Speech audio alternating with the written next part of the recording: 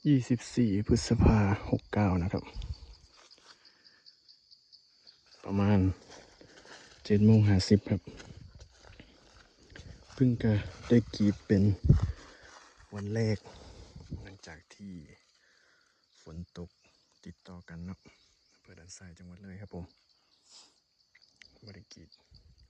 หลายมืออันนี้เพิ่งก็กรีดแล้วไปเนาะกะทรงคือย่อยดีเนาะได้สักพักก็หยุดแล้ว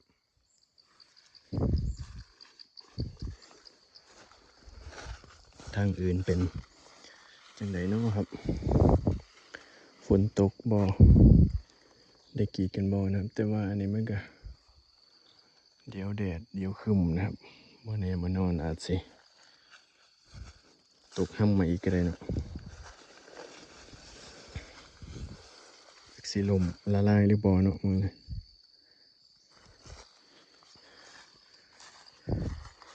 ราคาอย่างจะเป็นยังไงพี่น้องบ่ได้ขายเป็นอาทิตย์2 อาทิตย์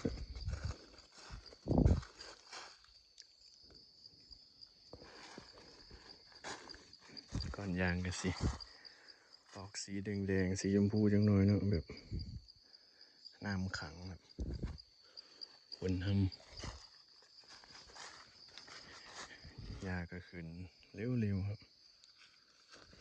ตัดน้ำกับว่าทันครับลวดแต่งเนาะแข็งดีครับรุ่นนี้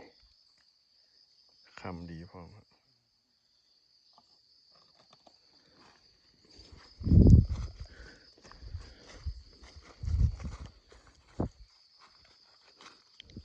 ราคายางจะรุด37ลงมาหรือยังหมดแล้วนี่ได้37 บาท 20 สตางค์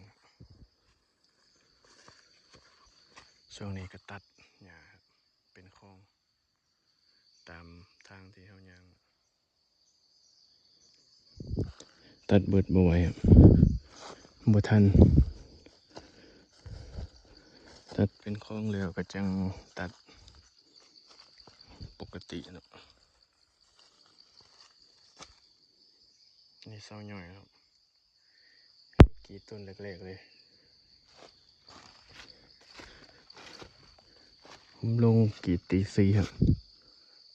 ได้ซ้ำนี้แหละต้นนี้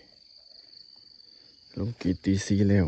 7:50คันบ่เทน้ำก็7:30คันเทน้ำก็7 โมงกับ8 โมง